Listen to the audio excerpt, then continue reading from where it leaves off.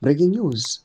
Human rights lawyer Douglas Coltart was attacked by suspected ZANU-PF supporters while attempting to leave the Constitution Amendment Bill public hearing at the City Sports Center in Harare. His phone and eyeglasses were stolen.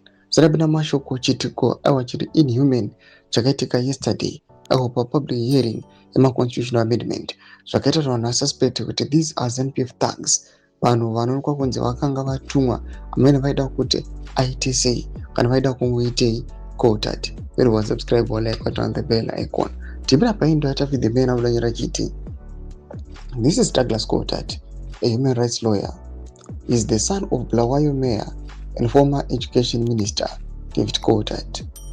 Today, Douglas was assaulted by suspected ZANU-PF members at the City Sports Center in Harare.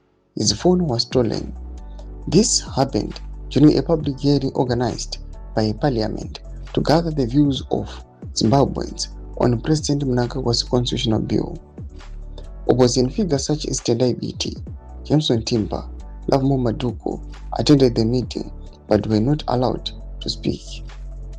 A similar situation happened yesterday in Bulawayo, where former MP and human rights defender Gift Ziva was also denied the opportunity to express his views.